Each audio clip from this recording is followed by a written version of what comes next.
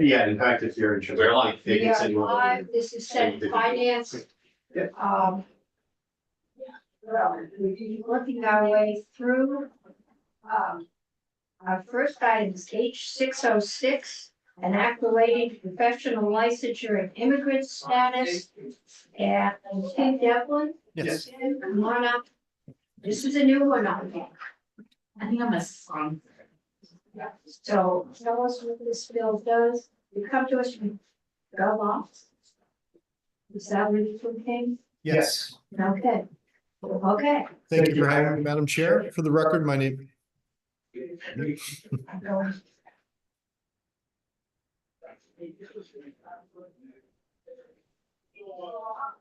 Apologies for the reverb. Yes, okay.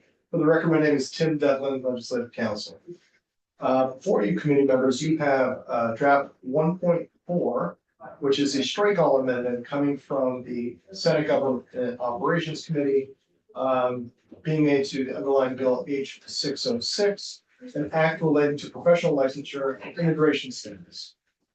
In essence, what this bill does is it applies to all professional licensure across the state, except for those in the legal profession due to a separation of powers issue. Really prevents a licensing authority from rejecting an application that's otherwise qualified for a professional license on the basis of an individual's immigration status or lack thereof.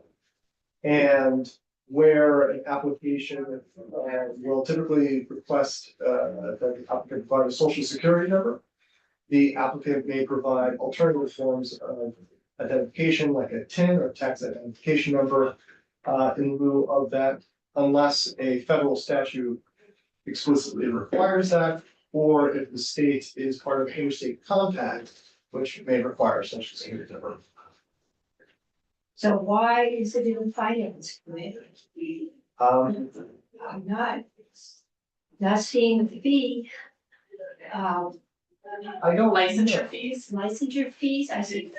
like it'll make. I guess if we get, I doubt that we're gonna get 200 if we get reform. Well, no, it's pretty broad, so. I think this will probably generate more fees, because Yeah. this enables more people to apply for licensures. Presumably. I mean, we don't know All right. who's out there, and I don't think this does anything like for medical school, and if you came from Bosnia and you were an MD there, you couldn't be an MD. Just because you didn't know anything about the accreditations of the schools. Right, and this doesn't have an effect on reciprocity or And compact. the professional medical. Yeah. Okay, Medical work. So, I mean, go. are we assigning roles here? It's really good. Motions. Yeah. Oh, we don't have a clerk. Oh, I appoint you acting clerk, and if we. it's gonna take me a second. We're I moving. didn't mean to strike your arm. That's okay. Little groups. 1.4. Is there anybody we should hear from? Our jurisdiction is the fees. Our clerk is arriving. I just feel like people would have Okay, made sure. then I unappoint you as acting. Understood. Well, it's there. Refresh with Howard. And as soon as our clerk finds his seat and our staff can find the voting slip. Thank you, it's nice to be there. We temporarily unassigned you. We are going to vote on draft 1.4 8606. Oh, sorry. 8606, we haven't gotten. This bill? Or you need something different? No, he needs the voting. Oh, the slip, okay. Do you want this? Sure. That's what we're. Right on the slip. Probably It'll be ready the back, in 45 seconds. 45 seconds. Yes. Yep. Do you know if this went through Ways and Means in the House? Did the decision. I do not recall, sorry. I can check. Let me pull it up. Cause it affects. Wait till the second. First one, how to find water houses. Waiting for the Yeah, I second. mean, we Not could this also one. have a conversation about whether it was fires or oversight. It's not much. I think we just blew our lights to me, so.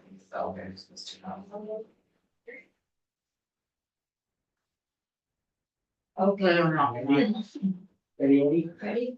Right. Senator Bray has moved that we approve H 606 draft 1.4 dated 4/15/24 at 8:30 a.m.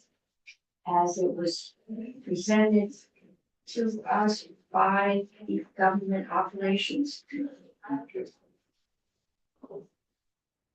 No amendments.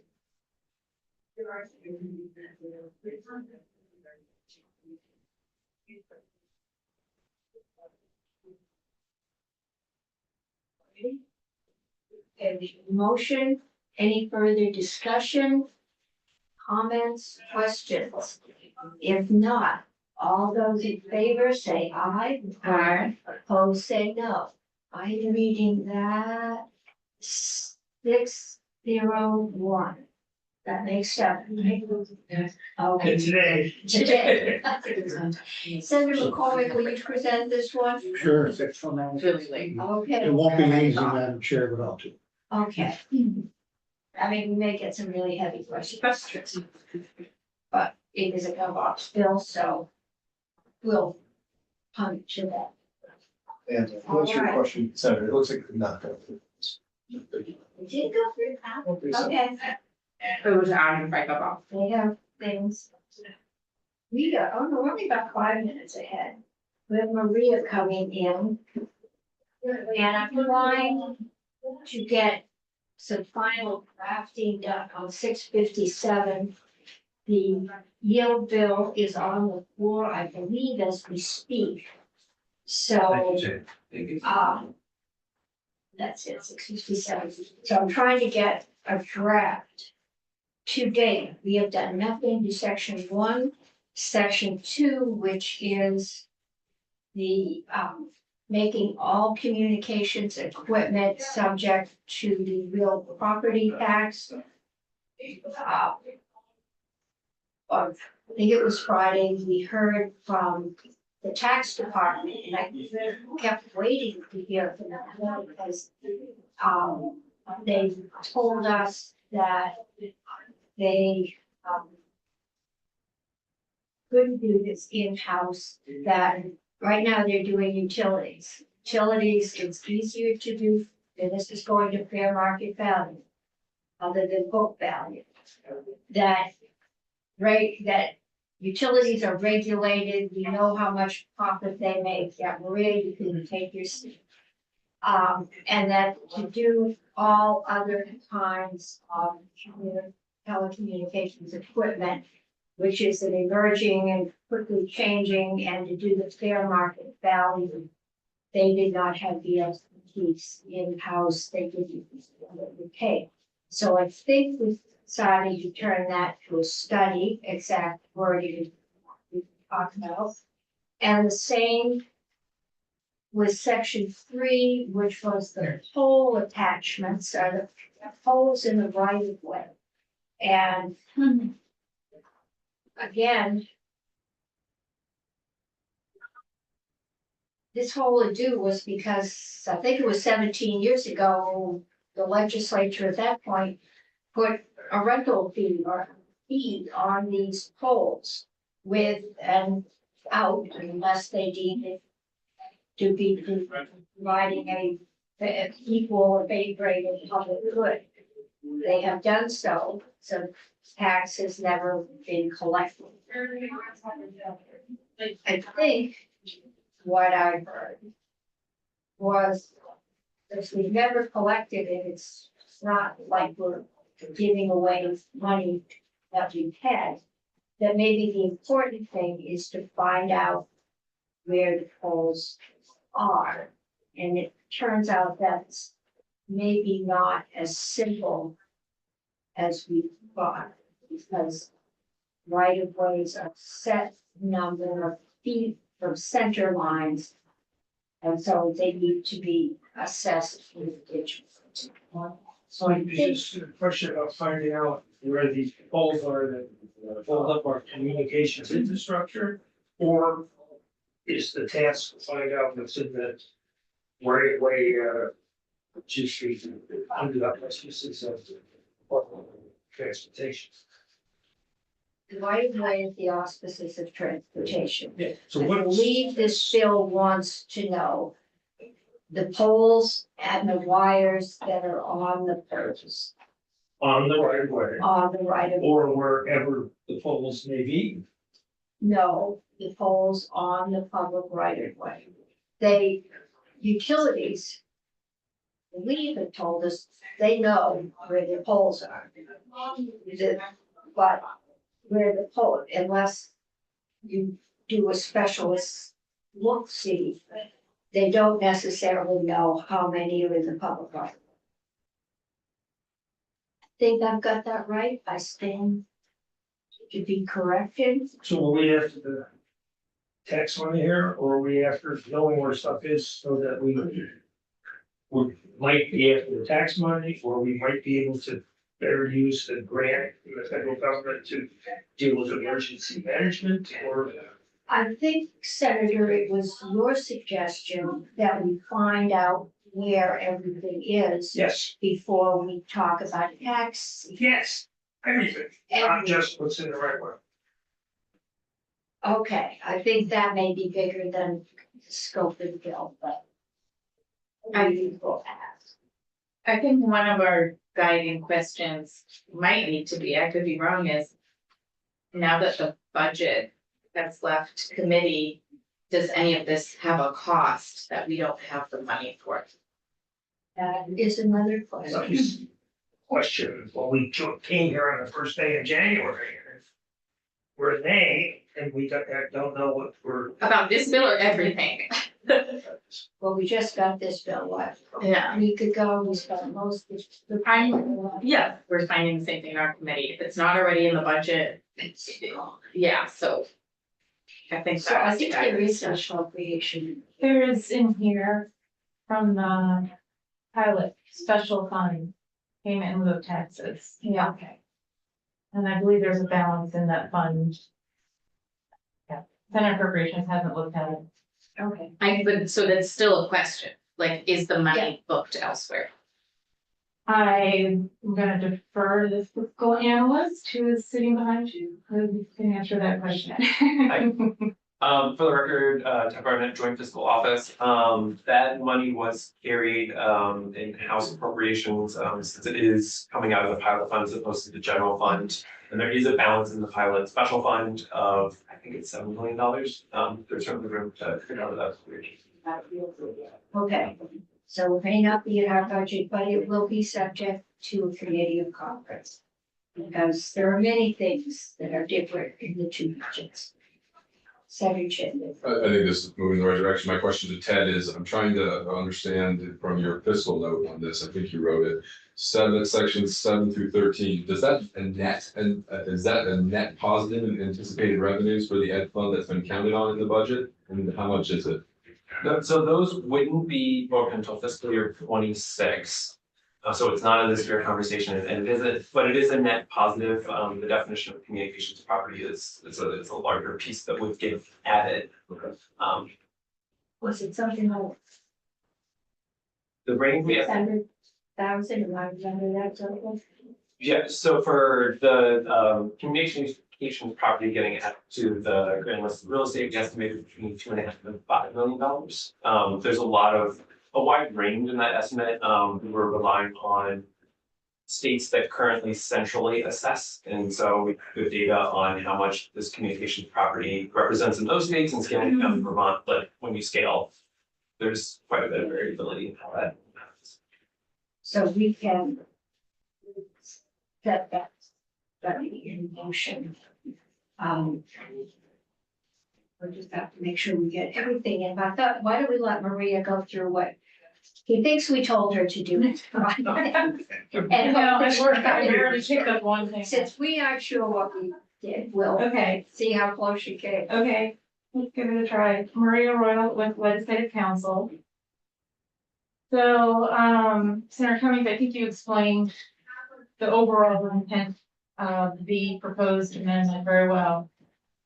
So you'll see in the first instance of amendment, you're striking section 7-13. Those were all of the sections that had to do with the property tax, the new tax structure and applying that, as Ted said, in fiscal year 26. And replacing that, all of those sections with a study and a report and keeping the appropriation of the private funds. So section 7 is the study and report. It's done by the Commissioner of Taxes.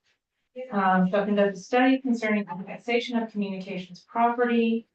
The purpose of the study is to develop a recommendation for an updated tax structure that applies to communications property in a fair, reasonable, and non-discriminatory manner, and that reflects the modern developments in communications technology and its uses. B is the definition of communications property. And it's very similar to what you saw before. It includes cabinets because there was discussion about cabinets that maybe should be part of network infrastructure. However, well, you can have cabinets that are within a building, but you can have cabinets in the right of way that are Okay, but part of the they're, network. There's they're enclosures. okay, they're not your kitchen cabinets. They're Right. cabinets that are not oak. A part of the network, yeah. So it holds communications equipment. Yes, but having said that, you heard a proposal from tax about limiting the definition for purposes of, taxing as real estate. Some of the, remember that was the whole discussion of after wireless towers, and the rest of it should be treated as business personal Right. property. So I tried to include the full scope of network infrastructure, but then as you will see, I'm on page 2, line 12. I'll go back and see in a second. But in subdivision D1, for each category of communications properties, so whether that's the poles, the wires, the cabinets, or whatever, whether it should be taxed as real property or as business personal property, taking into consideration such factors as the use, life cycle, or location of each category of network equipment. So giving discretion, the commissioner can come back with a recommendation. And then just going back up the page on line 5, this is just in conducting the study, the commissioner shall seek input from the Secretary of Transportation, the Secretary of Digital Services, the Commissioner of Public Service, communications property owners, VLCT, and any other persons deemed appropriate by the commissioner. In addition, the commissioner shall review tax treatment of communications property in other jurisdictions to determine an appropriate model for Vermont. So just recognizing that there are other databases out there, there are other uses of this information, and for different regulatory purposes, and trying to have some involvement of all of the relevant state entities. So now going back to subsection D, which are the specific recommendations. We already covered one, so line 17, subdivision 2, whether any exemptions should apply to communications property based on ownership, use, location, public benefit, or any other factor deemed appropriate by the commissioner. 3, a method for determining and fixing the valuations of communications property. 4, on page 3, the rate at which communications property should be taxed. 5, a process for handling property valuations and appeals that minimizes the burden on listers and local governments. 6, a process for obtaining the data necessary to properly value and tax communications property from property owners or from other state databases or both. And the time and manner of data submissions taking into consideration other regulatory uses in state databases. 7, a process for routinely auditing and enforcing the recommended tax structure. 8, resources needed to implement the recommended tax structure and any other recommendations deemed appropriate. So this report is due on or before January 15th of next year. And it will come to this committee, the other legislative committees. So does that kind of capture the scope of what you were considering for property tax purposes? Wouldn't have said it better myself. I think that, Well, I we'll mean, find out. it is complex and it's a lot of verbiage to make sure that we caught it. But I think that does it. Okay, great. So then section 8, again, that's the appropriation. And that's what they asked for originally, and so they're still getting that money. For coming up with the model. We will have the tax commissioner, we will run the study date by him. Okay, I don't know what else they're doing, but I know that the two studies in the miscellaneous tax, they thought they couldn't handle those. okay, So we will ask. okay. So then on page 4, you'll see line 3, this is the second instance of amendment, so this replaces the existing right-of-way fee, or the proposal to apply the fee in 2005, and instead, you have a study. So that's section 9.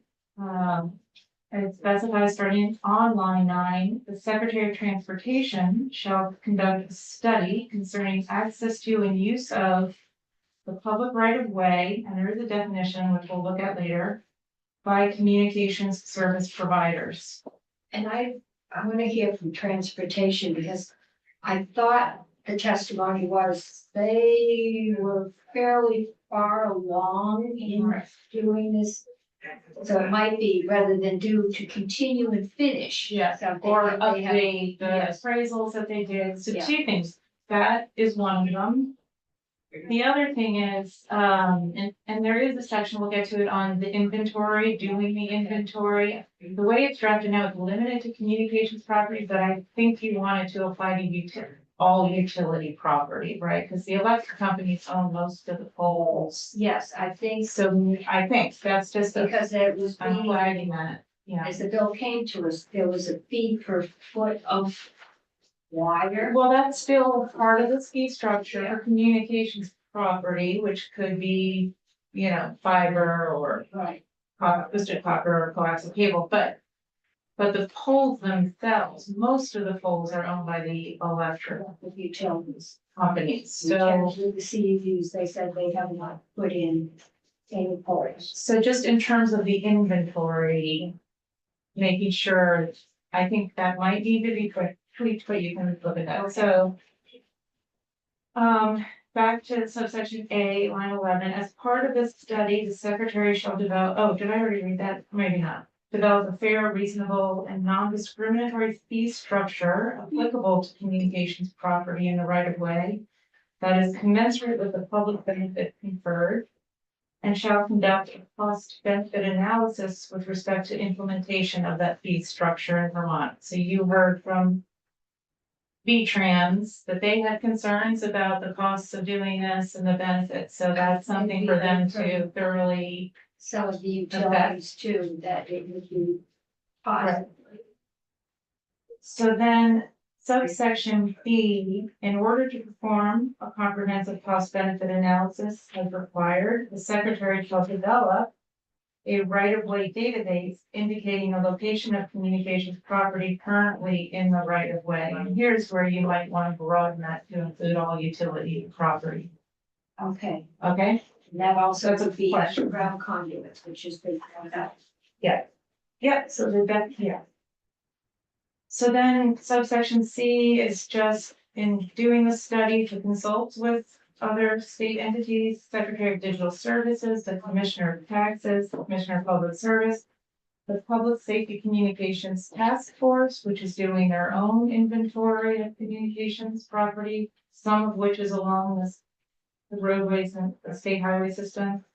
Communication to property owners, VLCT, any other persons deemed necessary and appropriate. And then in addition, the secretary shall review the right-of-way fee structures used in other jurisdictions to determine an appropriate model for Vermont. So they'd be coming back with a recommendation. So in terms of the definitions in this section, so we've already covered communications property. Except it does further clarify that we're talking now about property that's in the right of way for purposes of this section. And then also, and this is a question, because I think this came up, but in subdivision 2 on line 15, public right of way means the area on, below, along, across, or above a public roadway that is part of the state highway or municipal roadway system. Oh, So is that's that a an expansion? question, yep, because there was some discussion, I think I heard about the municipalities perhaps wanting to impose a fee and use it for their own, but that's a question You to, haven't expanded it that far. Yeah. They do tax telephone, electric poles. so they can charge for the use of the right of way. And so the question is there going to be this kind of one day-to-day fee structure that municipalities can use? State, that's a question. That's a good question for us. I think what I'm hesitating is I don't know that I want to suggest to the municipalities that they do that because that could greatly increase the workload of utilities, which might work against us. Well, so the only thing, and this is something that you should definitely hear from the administration. When the providers do their inventories, property tax purposes, they have to show where they are in each municipality for the grand list, like. So there may be some overlapping of They know, fees and taxes, and that's something to consider. yeah, Right. it is. Yeah, we could do a fee for being in the town right away along the edge of your road. Okay. That's where you get tricky. Yeah, Here's the center line, which may or may not move depending on the season. Senator Chin.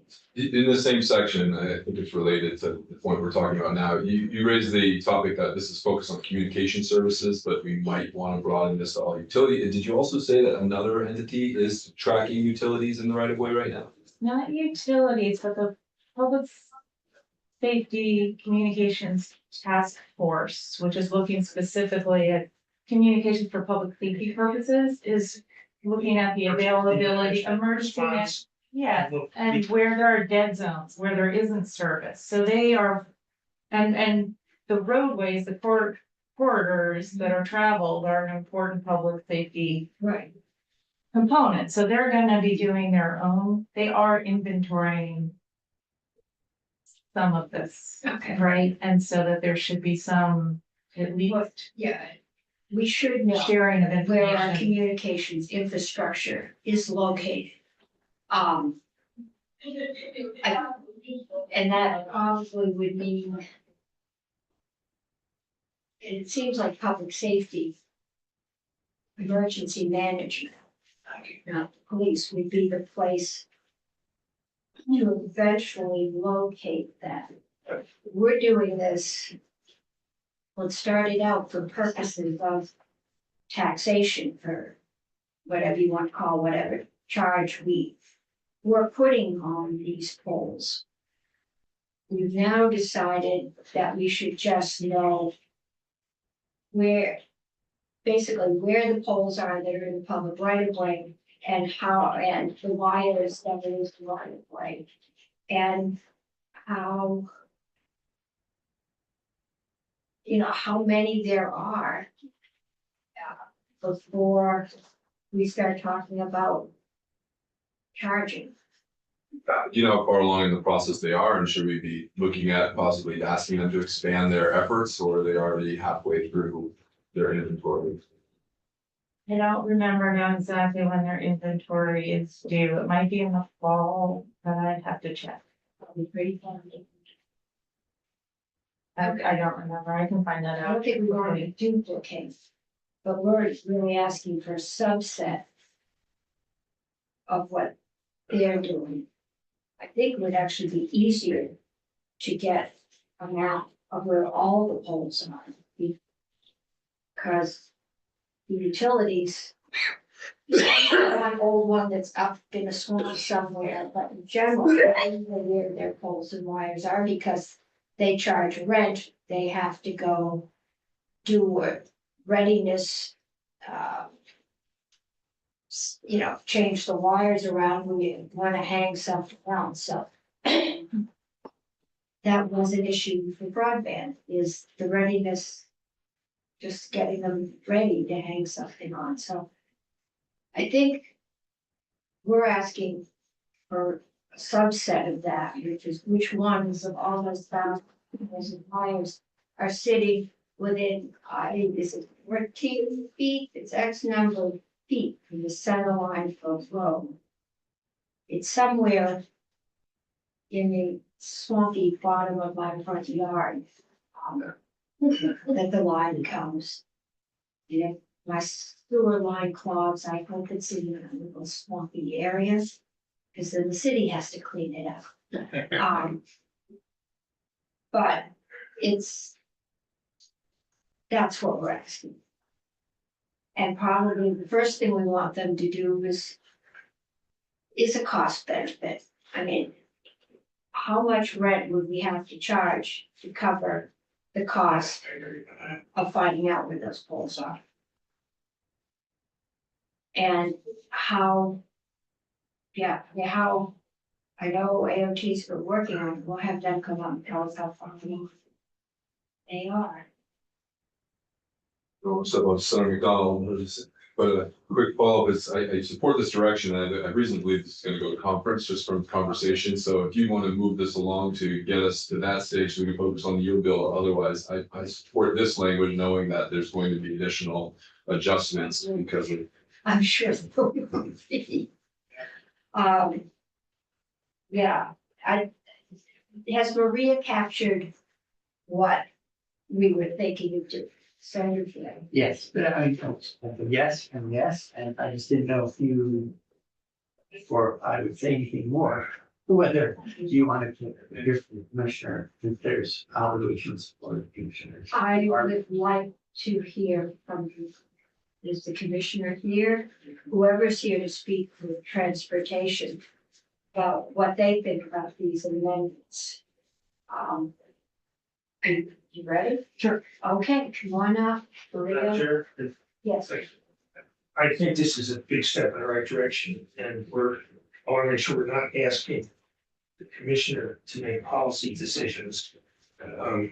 We should be asking him, how would we design a system that is efficient for taxation to be crafted, and how the definitions would help to make that efficient. But don't put the commissioner in a position of saying, it's tax and communication, a good idea or bad idea. yeah, That's no, our responsibility. no, I think the asking us tell us how much it will cost to find out how many poles there are. Yeah. Okay, and we do have David Healy coming on shortly. Is David here? No, do you know if he's zooming in? I do not. He's in the building. He has. Is in the building? Okay, because it was brought up that by Mr. Whitaker that there were GIS and centerline study, and I'm not sure how concrete that is, but there was a report. Maria, do you know? Yes, so, yep, that came up last week, and so if you look on page 6. Subdivision 4, from line 8, so. And David can talk about that, so it's great that he's coming, but in 1988.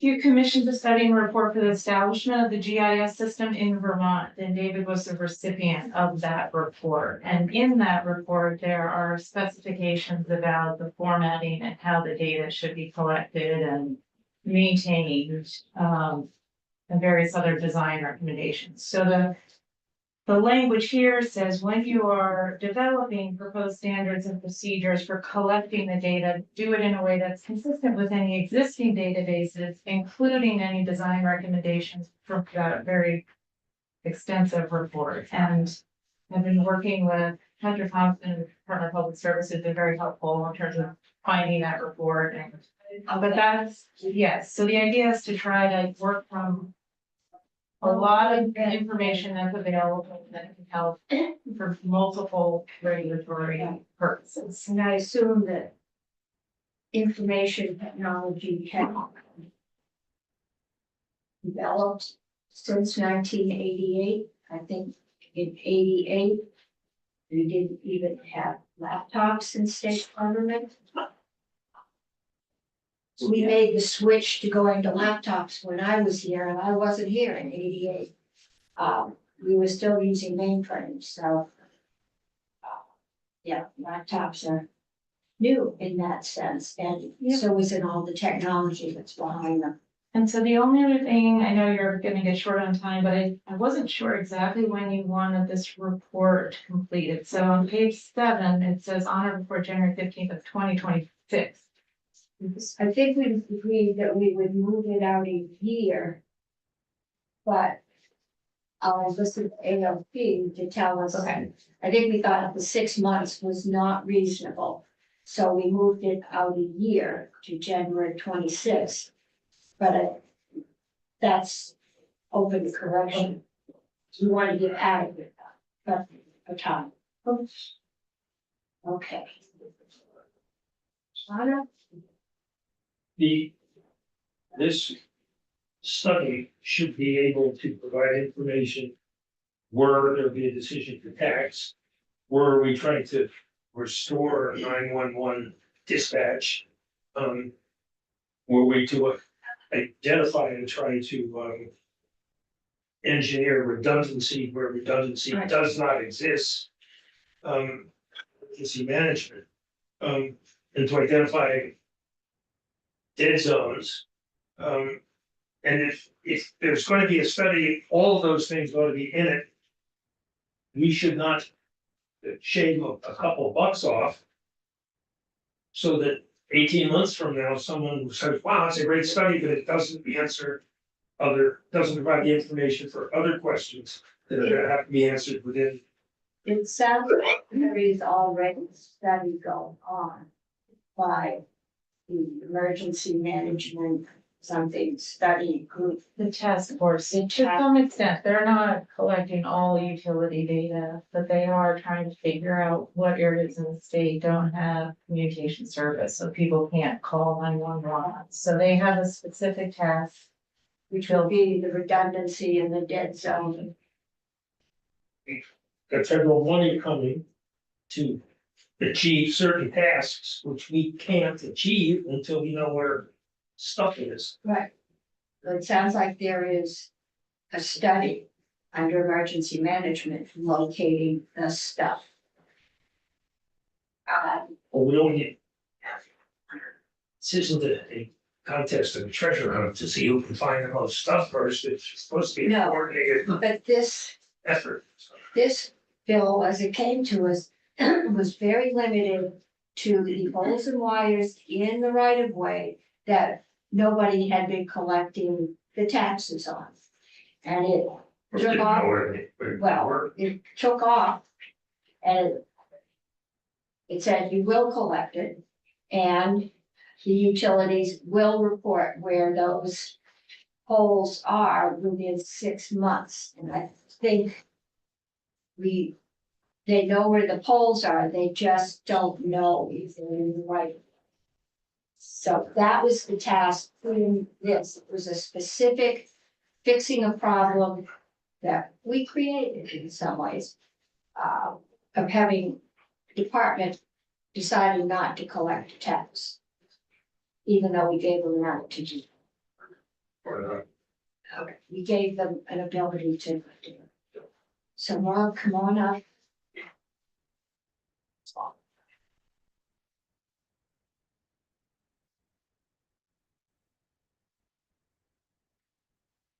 Thank you, Madam Chair. For the record, Robert White, Agency of Transportation Project Delivery Bureau Director. I appreciate the direction that this is going, because I think up to this point, we've heard a lot of testimony about the information that we don't understand, and I think this would be a great effort to try to figure out, exactly what the infrastructure is, what type of models there might be out there with other states and such. I would say we have worked closely in the past with the Public Service Department on a lot of this. And so we see them as a partner, and quite frankly, at the end of the day, if there is any mapping, we would see it in better hands with them necessarily than us, sort of keeping that information. Make sure that that's included. Yeah, and a lot of the work that we've done up to this point was specifically focused on a line that we knew about, a energy transmission line. That's where a lot of the work came from that we've pulled together so far over the years. So we don't have a lot of work completed on necessarily where this infrastructure might be in the highway right of way. But I will say one thing we have done, and I think I've mentioned it before, is we did do a mapping effort probably 10, 12 years ago on the right of way itself, which, as I mentioned, was sort of in flux in many places. And you mentioned the width of the right of way, and there is sort of a standard, although I will say that it varies throughout the state in different locations, whether there was acquisitions for whatever reason or not, but yeah. The minimum is 3 rods, which is 49.5. Much wider right of way if you own it, whereas if it's my front yard, there's just a standard footage. Yeah. Okay. So we're asking you to map the poles and wires in the right of way.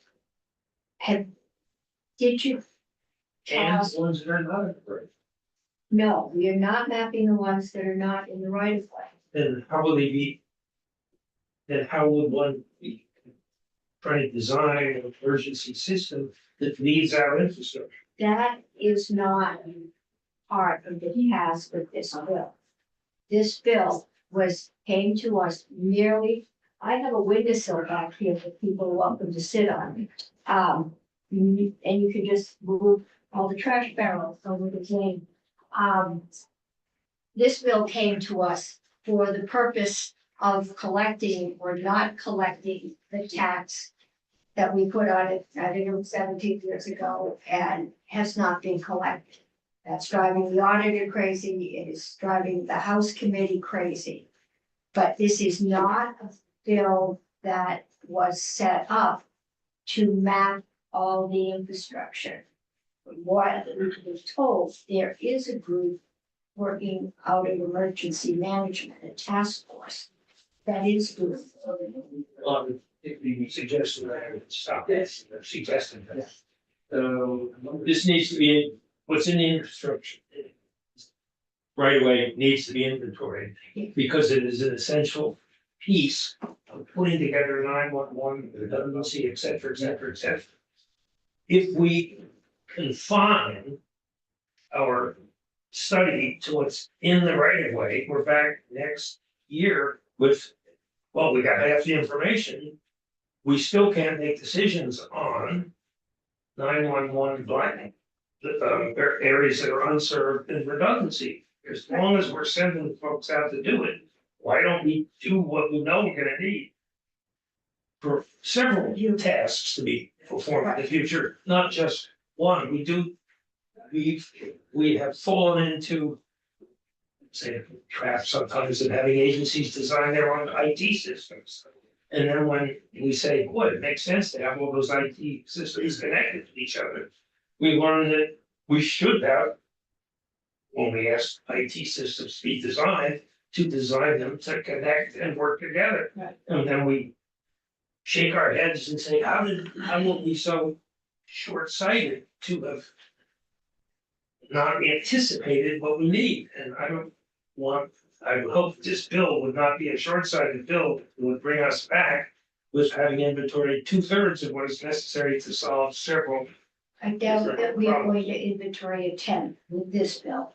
this bill was brought to us to rectify the tax, no tax, don't know what to tax problem. It didn't envision mapping, Well, they were All limited, of- it was the bill of a limited vision, right? expanded need. We can do that. However, it will take us a fair amount of time and we will do it. I think my first question, because we've heard that there are other mapping efforts going on, would be to find out what is being required out there before we reinvent it. Could I offer? Yes. We work closely with emergency management as well. This language is specific to a study, not the actual mapping itself. We'd be happy to reach out to them and just try to get a grasp on what sort of mapping they might need as well.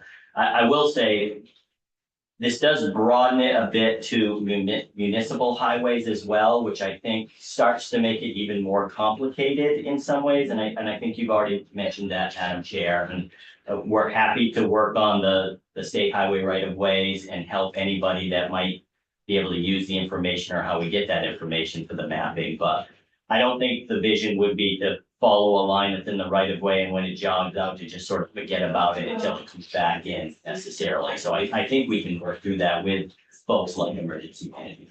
Okay. Yeah, I think it might be helpful if you could call emergency management.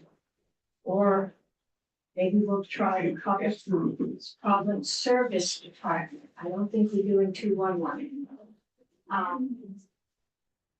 Was a question about the time frame. I would say, I think this is gonna be quite an effort, and I know there's 2 years in this. I think we would be happy to come back and see where we are in a year, Okay, and potentially that 2-year window be allowed if we need it.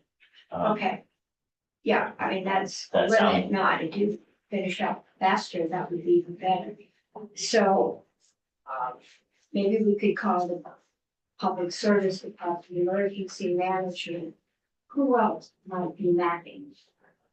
CPI. I State GIS agents. The GIS agency, that's right, for David. Phone. I think we don't want to reinvent the wheel or duplicate efforts. Yeah. This is a bill that was limited in scope on purpose, I think, to deal with a letter from the auditor and some frustration. We could expand it, but to do it correctly would take some effort, and I'll leave. But I think to start with, we'll see if we can't find out who is mapping, and then see what they're doing.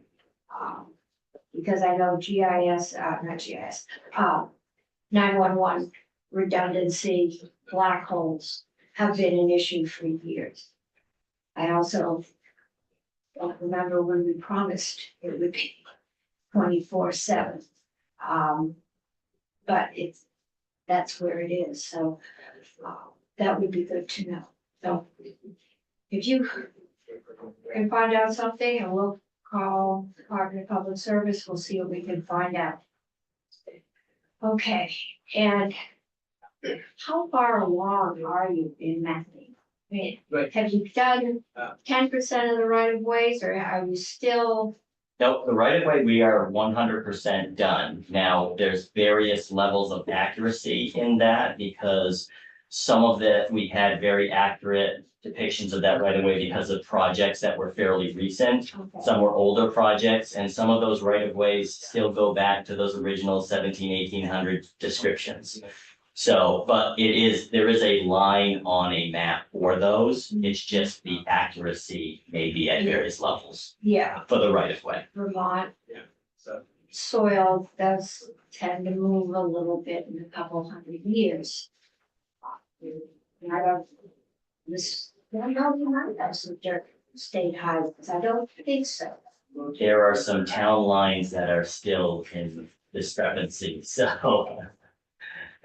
Yes, and I guess we learned a few years ago that we might not have a right of way for some of the phone lines that went up in the 1930s. We just weren't as formal. So, okay, I think that'll give us a place to start. Thank you. Thank you. Okay, David Healy.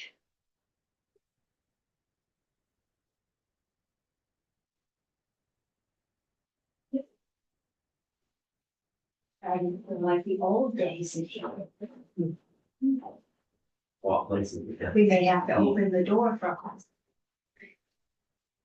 If you start to doze off, let me know and we'll take a 5-minute break, and it's amazing how quickly you wake up and you walk out into the hall and you breathe air.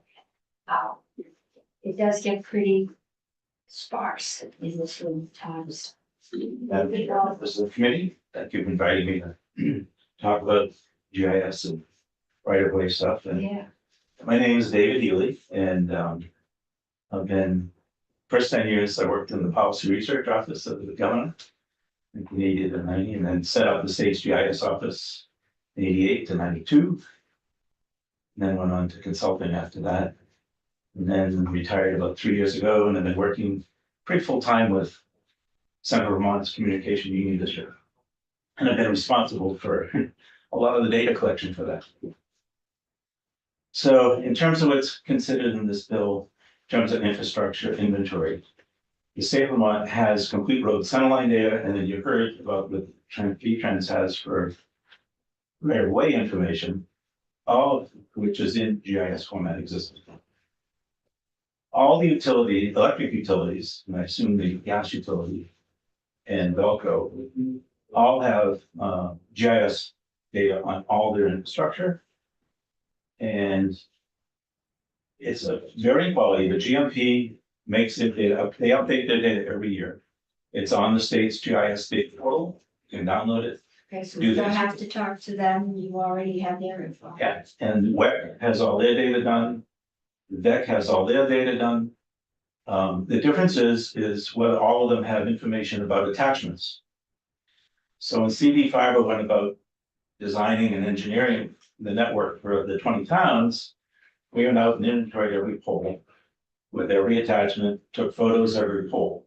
Then the engineering team went in and did the same thing, basically. So I can tell you right now, any new GIS, any new fiber network being built in Vermont has that level of accuracy. They know where every pole is, they know what is on every pole. Because to do the construction, we had to pay to move the attachments. And yet we had testimony that what was on the poles was confidential. Well, it may be confidential, but it exists, and it exists in a lot of it's in So if GIS. somebody knows where it is, then any citizen could go out and take a picture. Picture, correct. The other part of it is, you know, the utilities all collect $1 a month for each attachment. So utilities have a database of who they are billing by pole in all of their franchise areas. So there's a lot of existing data that this, in terms of compiling data, that's the project I see from this, from what you're trying to accomplish here. Managing it, making sure there's a standard that there's uniform from everybody, that's mapped properly. And then from GIS data, you're actually extracting the data table of every location, what's on it, where it is. But any other information you want about that pole can then go into a spreadsheet or a database to do modeling or any other kind of need that you have for that data. So in case of CD Fiber, there's a volunteer who knew a lot about software called Tableau. He took all our inventory data and he summarized all the pole inventory by how many attachments were on each pole by type of attachment. So it's not rocket science to do this, but compiling it is what I see the big job. And then having it managed annually. The technique that I advocated in my note was, you know, if you do a buffer on a road center line, whether it's in municipal or state highways, you have a buffer that's the state, you know, whatever, is it a 3-rod road or not?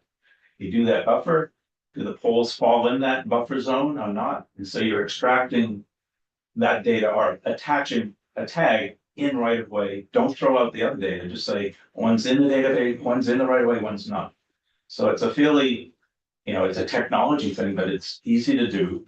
And it's done by pushing a button. It's really not a lot of, work to do. Okay, so each utility wouldn't have to go out and measure where their pole is, AOT. Do we still have a GIS office? Yes, and it's under the Agency of Digital Services. Services, all right. And it's probably the most, most robust GIS system in the country.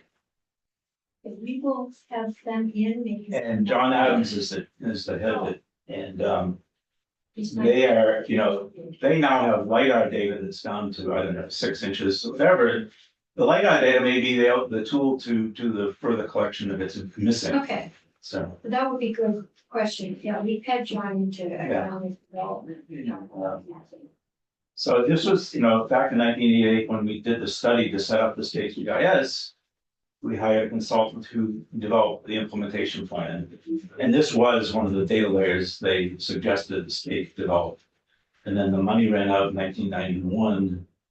Yeah, things got a little, It was funded by the property transfer tax at the time, and I think there was a shortfall in 91, and then it disappeared. yeah. Mid-90s, things were a little tight. Yeah, a little different. I'm happy to answer any questions. Okay, questions. So we may have a lot of that data. We may, this may turn out to be easier than we thought, and we may have a good base, if not a completely accurate one. I know when working with the CUDs, the Green Mountain Power was known to have the most accurate rendition. It's good to hear WEC is, because Yeah. they're out through the bushes in the mountains. You know what, just to give you an idea, 25% of WEX, or maybe 30% of WEX poles are not in the right of way. Right, They're no, in people's fields. they're up in the hills, but, I'll bet you a lot of Green Mountain Powers. Green Mountain Power is pretty close to roads, Okay, and where it isn't, they're moving it to the road. well, they're trying to move them underground in my neighborhood. Yeah. That's the next move, which will save a lot in down wires. Okay, any questions, Mr. Healy? Why is Vermont the most active? When the state built the system in the late 80s, early 90s, it was for local planning. So it had to be accurate to service local planning, where many other states did it at a different resolution. They're broadly. Probably. Yeah. Now, I mean, they're more coming back to this. I mean, I yesterday discovered we'd have a property transfer database that goes back 8 years. You can see every property transfer in the state of Vermont. Yeah. And click on the point and it tells you all the information. We have a statewide parcel data set. Phenomenal. We need to put that in here from GIS as to what they have and what is useful. Yeah, they don't proselytize enough.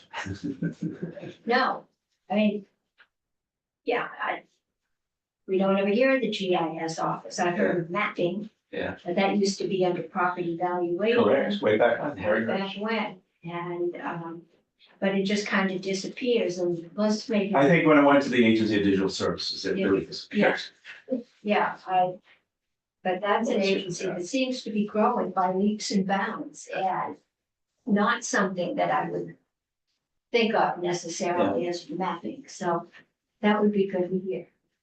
Okay, thank you for coming in and sharing. Good luck to this. I think it's a noble effort. We should try to move forward. It may turn out to be much broader than the original bill, where you were going.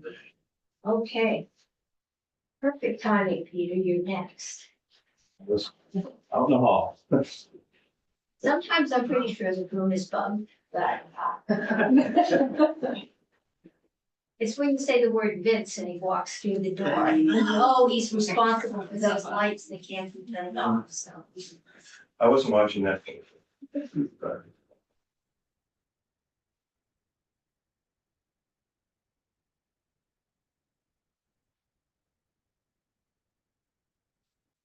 Set. All set? Set. Oh, great. Nice to see everybody. Peter Tucker for the Vermont Association of Realtors. like to thank the chair and the committee for giving me the time today to talk about, something that is close to every realtor's heart, the property transfer tax. This is a commitment that was made many years ago to fund affordable housing. And it is also what we feel, an impact on the economy and really the revenue of the state of Vermont. So the property transfer tax, currently it's at 1.45%. That's the 1.25% plus the 0.2 clean water surcharge that was enacted a number of years ago. I got an email, I think it was back in February, from one of my members who said, this is by far the largest closing cost on the buyers of a real estate settlement statement. Not the value of the property purchase, but of all the different costs that they have, this just sticks out as the biggest closing cost. Doubling property transfer tax to 2.45% plus that 0.2 clean water surcharge would make the total tax 2.7%. And that would be the largest property transfer tax on purchasers of property in the United States. We can be number one once again, but I'm not sure that that's the way we want to be perceived. Can I ask, are you aware of differentiation for vacancy and use of second homes?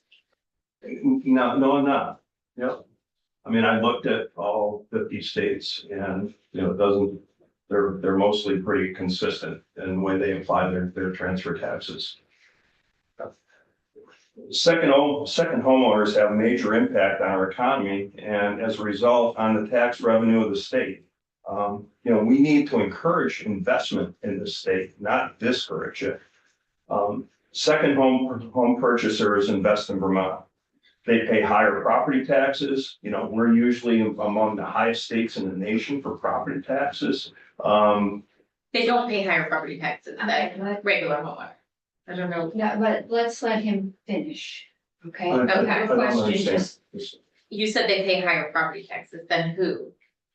Than another Then state. residential, They don't pay higher property taxes. the non-homestead rate isn't, There was a study of many towns where the homestead rate is higher than they're working on it, because it was supposed to be, when we said it, it was higher, the non-homestead, but and it has switched. I think it's going We back this just year. haven't found a way to do, this year, property taxes have been so disruptive, or I'm sure there'll be some cost to readjust that, and just been hesitant to do it. Once we get things under control, we can look at that, but it was set to be higher, and meant to be higher. Yeah, I guess I'm working off of the yield bill that's in the House coming your direction, so, Yeah. Yep. Yeah, they're Not still yet. working on it, right. still on. Yeah, thank you. So second homeowners, contract for all kinds of services in Vermont. Look at a real estate transaction. When a second homeowner purchases a property here, realtors pay income tax on that. Attorneys, property inspectors, appraisers are all paying income tax to the state of Vermont. The commerce of that transaction is transmitted into tax revenue for the state. Once they own the property, the snowplow guy pays taxes.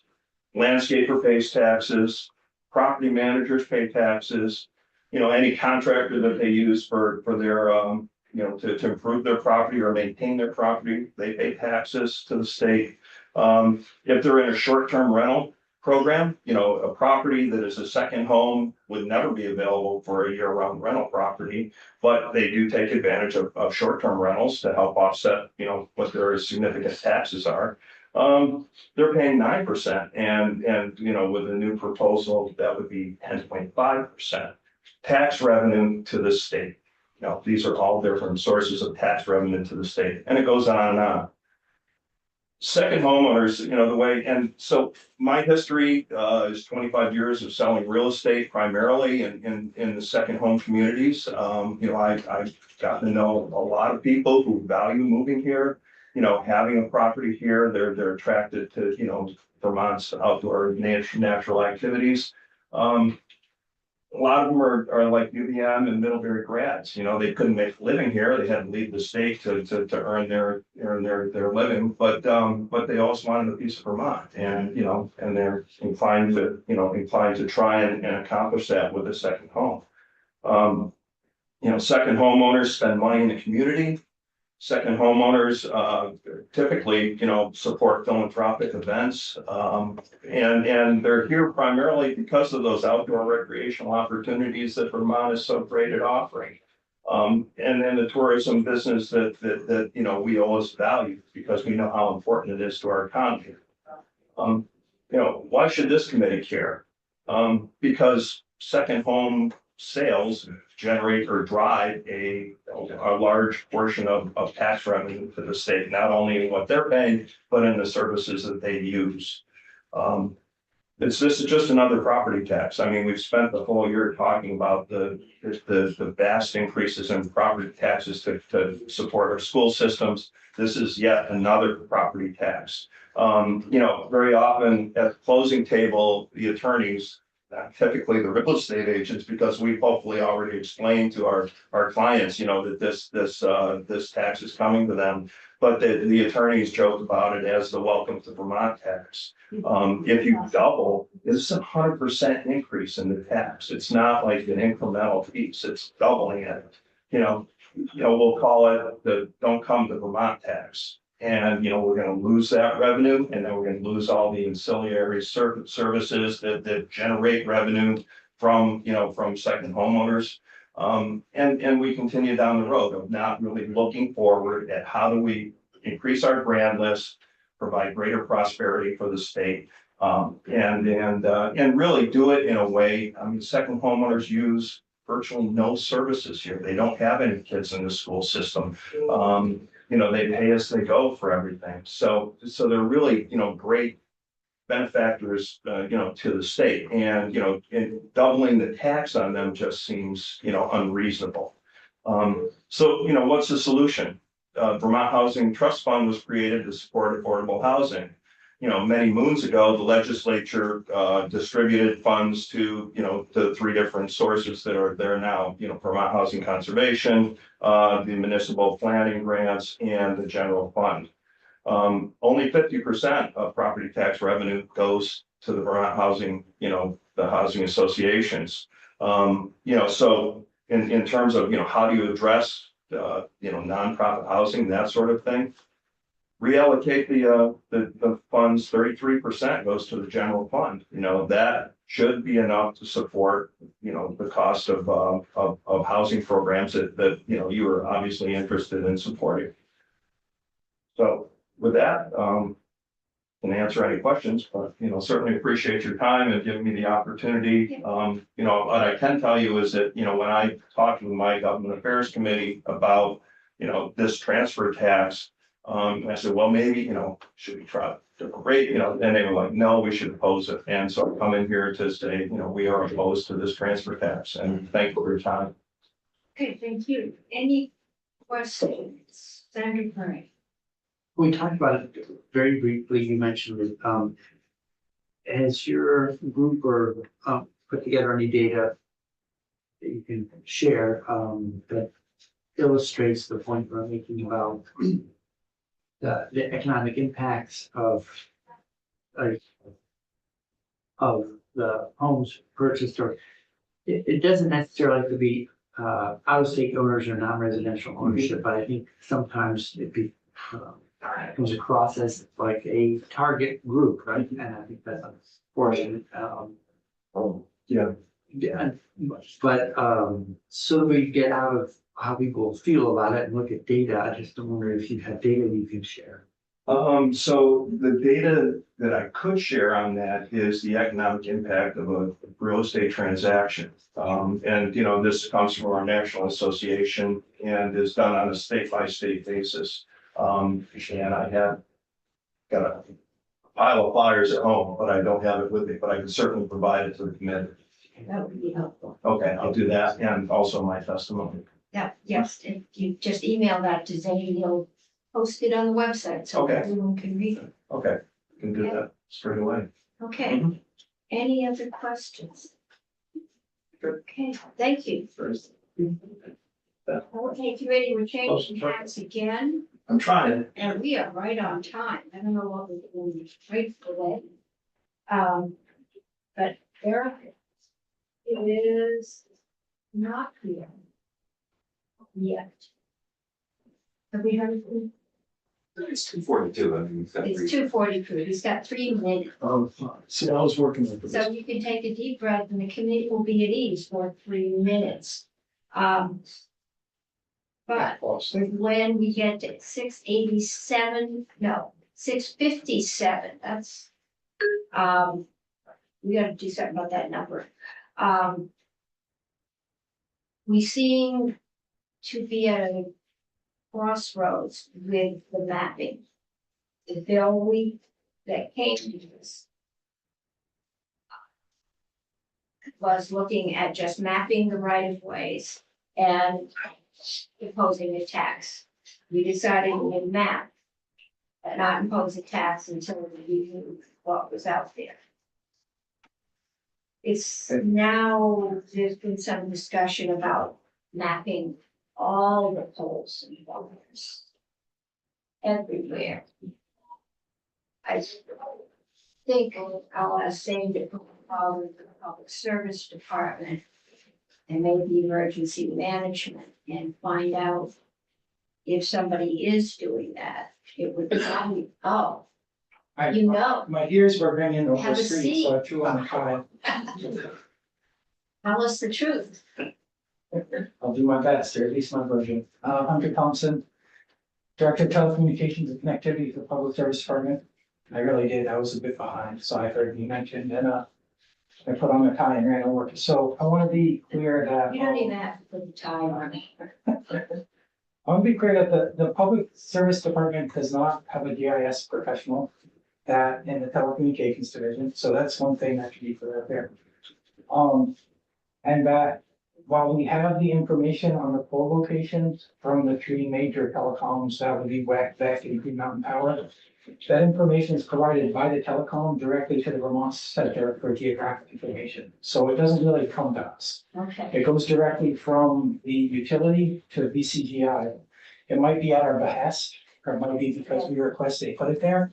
But having the public service department involved in this right-of-way mapping just adds an additional layer of bureaucracy, and that's unneeded. Like, okay, we're not gonna be able to offer anything useful into this process. We can offer our regulatory authority to ask that the utilities provide this map to VCGI so that the pole location can be discovered. I didn't grab it, but I was able to put together a rudimentary list of data we have, and we do have, or VCGI has at our behest, slow data, line data, and AOT has a right of way layer that they could then use to overlay through pieces of information to determine exactly what's in the right of way.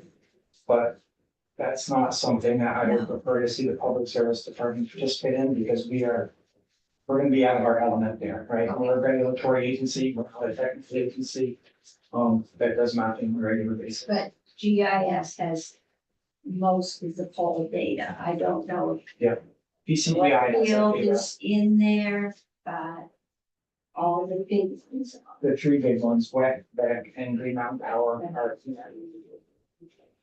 So we've learned that. Don't know that anybody's envisioned wisdom on this table reviewing the work. I think, the question has come up, is anybody mapping it? And I think we're gonna let Department of Transportation figure out how they're gonna map what's in the right of way. I But would say one of the potential issues that comes up is the small electric providers like Hardwick Electric, for example. So we don't, and to the best of my knowledge, VCGI doesn't have a map for their full and route locations, so that would be a place where the public service department could definitely lend a hand with our regulatory authority and say, hey, we need you to provide this map so that we can then get it to the Vermont Center for Geographic Information and by proxy AOT to discover what's in the right of way. Okay, that would be helpful. We did have Franklin Telecom in here and there's one other very different system, so, okay. I think Franklin can tell you right away where, so, I assume most of the providers know where their poles are, yeah, they just haven't necessarily shared it. okay. We ought to be able to put that in the bill. We could ask the Department of Public Service to require the information so that we at least know the GIS department has the location. So they'd be happy to know what there is out there that they regulate. So that for emergency management, I think it's gonna take another set of analysis as to 911 dead zones and redundancy, but at least we have the polls to start working. Yeah, in terms of the dead zones, just kind of as a non sequitur, we are starting up another drive test this summer, so the public service department will be conducting another cellular drive test to get an actual more accurate map of the cell phone coverage in the state, so that should help the public safety with the In dead. this day and age is just mind-boggling. To learn where we've got cell coverage, you have to drive around the state with your phone and map where you can't hear it. Yep. Okay, so we'll put something in there that says you'll ask all the utilities to send the GIS department a map of their homes. Okay. Thank you. you. Coming over. All right. So we're now on Eric Fitzpatrick and put poles and wires out of your mind. We have another, oh, and this is a heavy bill. Uniform truck. All right. Legally, is I'm not gonna line by line it, don't worry. So where's the fee of this one? That's usually what we get. There's no fee. There's no fee. Good afternoon, by the way, Eric Fitzpatrick with the Office of Legislative Counsel, nice to see everybody. No fee, I think the reason that finance had looked at it upstairs, for example, was just this potential thought that trust decanting, which I'll explain in a minute, could potentially cause an impact on fees. They concluded that it probably wouldn't, that, or if it was, it would be negligible. But I think that's why I'm it's. assuming that you'll get a fiscal statement at some point. Yeah, I think that the JFO testified to that effect upstairs. I can't believe they did a formal fiscal note, but I can pass that along. It's not here. Then we'll be back, we'll find out. Okay, sounds good. Well, again, for the record, Eric Fitzpatrick with the Office of Legislative Counsel here to talk about H-279, which is the Uniform Trust Decanting Act. What that is in the big picture, you may, the word, Pouring wine bottles. it is very I know. simple. Mine's. Yes, there's a reason it's called that, and that's if you think about decanting when you pour wine from one bottle into another to let it breathe or for whatever reason. This is the same idea for trusts. You pour the assets of a trust from one trust into another. And that's called trust decanting, is the term that's used for it.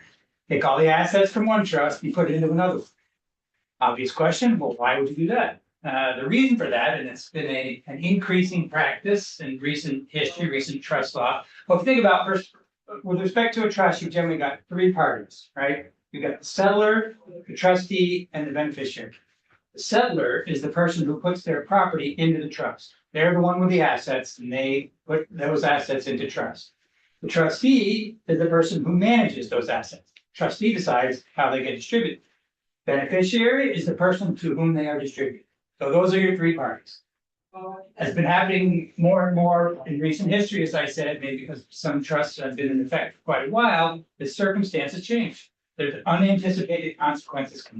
And each trust has a pretty detailed list of what actions by the trustee are permitted, how they can distribute these assets, how much.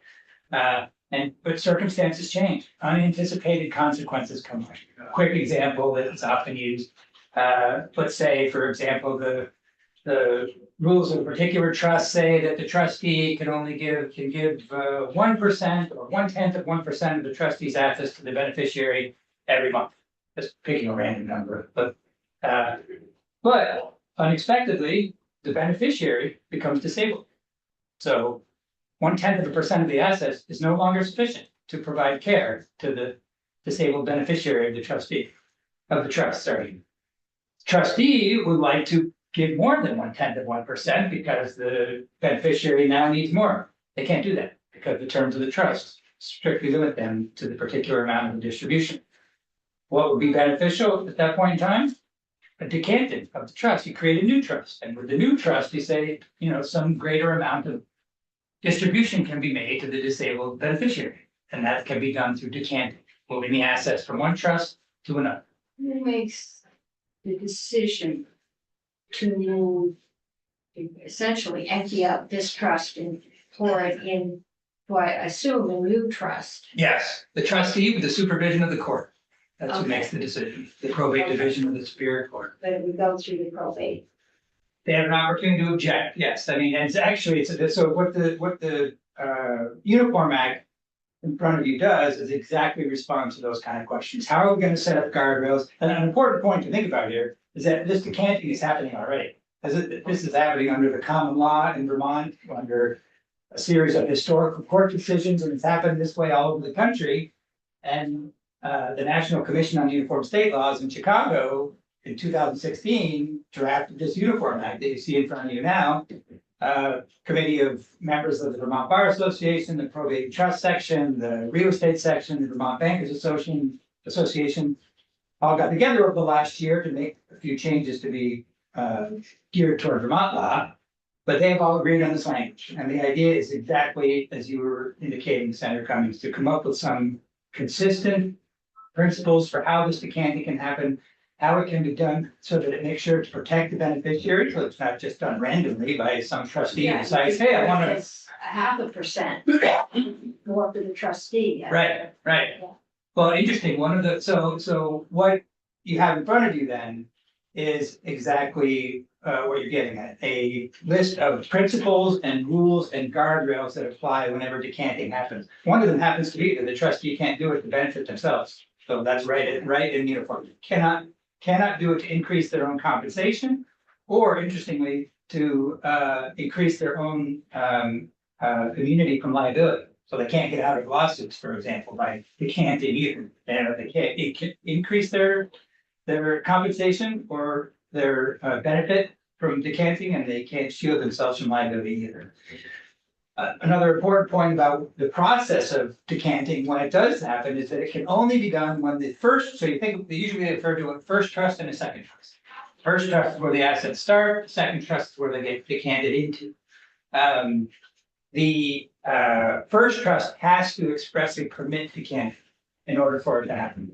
So in other words, when the person drew up the trust in the first place, and I think this is becoming more and more frequent now because people are realizing, hey, we don't necessarily know what's going to happen in the future. We might want to give the trustee this authority. They have to have some general authority to do that. But in addition, if they're going to do it, notice has to be provided to all the beneficiaries and the court, and there has to be an opportunity to object. So everybody's going to find out about it. There's going to be opportunity to object with the court. The court can object on its own motions also if it finds something objectionable. Ideally, with these restrictions, with these rules in place for how the trustee can do it, they're going to be, there's nothing you can do as opposed to absolutely guarantee that some unethical trustee might try and do something that's contrary to these rules. But the best you can do is have them in place, and you have penalties with the court if they don't follow them. Same way you do in areas of the law generally. That's the big picture, and there are other rules that apply that are more specific. I can let you know what some of those are. For example, the charitable trusts. It's another interesting one. Decanting not permitted, so it doesn't apply for charitable trusts. So if the trust is solely a charitable purpose, it's not going to be moved into some other trust. It's not going to happen. There are some trusts that are a combination of a charitable purpose and a non-charitable purpose. For example, you might want to give some money out of a trust to a charity, but some other might go to your family members, so you divvy it up that way. If that happens, decanting is permitted, but the interest of the charitable trust have to be protected. Another couple other interesting rules that apply in this Uniform Act. The interest, the general rule is the interest of the beneficiaries have to be protected. So that whatever the interest of the beneficiaries that they have in the first trust, you can't transfer it into another one and in some way, the You beneficiary. got the loses it. cousin you don't like. Yes, exactly. It's funny you said exact example was brought up. That's 100% true. Same beneficiaries have to be maintained in the second trust, their interests have to be protected. And as I mentioned, they all have an opportunity to object with the court before it even happens. Tax benefit status also has to be protected, so you can't, whatever tax status the first trust had, you have to maintain that in the second trust. You can't either, Maybe that's what we. technically, that's in there, that's expressly in The word tax, I bet that's right, why it's here. yeah, But if the tax status has to be protected, it does. we'll ask joint fiscal if they have any opinion. That may be why it's here. Could be. But you're right that the language specifically said that the tax status is not supposed to be changed by virtue of moving from one to another, at least the tax status has to be maintained. And you won't suddenly have greater assets by moving from one to the other. So, Exactly. Yeah, okay, I'm struggling to see with I think one, tax benefit. I know, We'll ask. yes. Yeah, Only that's Senator Bloomer knows why it's here. Senator, good. Secretary. Yeah. Was senator on judiciary. I remember it well. Yeah, Yes. exactly. Yes. Yeah, Okay, you're vice chair there. that's right. Yeah. Yeah, Um, and Senator Lucy. yes, that's right. Yeah. Okay, So, if there's any other high points I'd want to hit with that, I was kind of mentioning the main principles that apply to it. Yeah, just it can't be done in any way that dilutes the interest of the beneficiaries. The beneficiary's interest cannot be diluted by moving the asset from one trust to another. You can't use sure. Go ahead. no, but they're looking for bills. Oh, Senator yeah. already has ones, and I think we might be about to get a second one, which is yours. Nice. We've been knocking them out pretty fast. Yeah, good. The other miscellaneous bill or the other trust bill? What was the other one? The fiscal impact, Immigration licensure. immigration status, Licensure, licensure. H 606. Okay, yeah, that one. Everyone was here, tells us, Yes. nothing. I No, thought it was six. 601. Senator Brock was missing. Oh, Okay, well. we still haven't figured who voted against the miscellaneous tax bill, Here. culprit, please. I thought it was seven. You didn't like the local options tax. That's right. 606. The professional licensure. All right, we're getting off track here. Sorry. So we've got this, I'm going to tell it says tax status, so I guess that's why we have it. Sorry. The only other thing I heard talked about upstairs as to why they might have had it was that there was, somebody raised the question of, would the, putting in statute the ability to decant the trust cause people to either, more frequently or less frequently establish their trust in Vermont? You know, and would that have, and if they did or didn't, for example, maybe they'd say, oh, I want to go do my trust in Delaware instead. And would that have any impact on state revenue because of fees and taxing of trust assets? I think that was another thought they had was to, but they ultimately concluded, no, that it didn't have any impact. I'm having a hard time seeing any that measurable. We will ask joint fiscal, and then we'll put this on first thing tomorrow, I think, if possible. Yeah. Okay, thank you. Yeah, sure. Okay, you can move. All right. Good luck. We're killing too many trees. It's okay.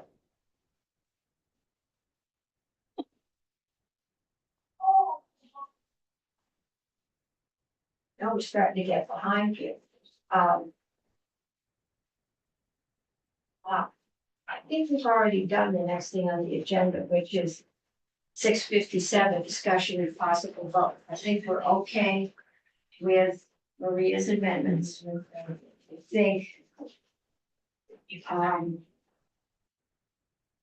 What did you want to, we'll look into GIS, but I think that answers the question of, is anyone tracking, and we'll put an amendment in here asking the Department of Public Service to require that all small units report their polls, that all utilities report their polls.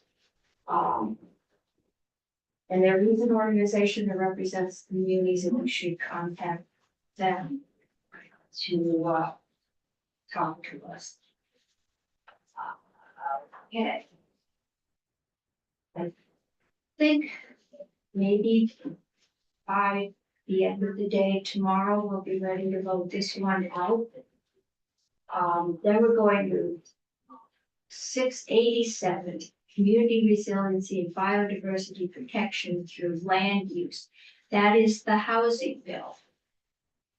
And we have Herbie and everyone coming in at 3:15. We've been through, and I know Kirby has drafted the limiting the value freeze to the flood FEMA disaster areas that we talked about on Friday. There is a property transfer tax in there that's out. The Oh, property, you mean the big property transfer tax? The governor's small one that we heard about is out. Madam Chair. all right. Free, yeah.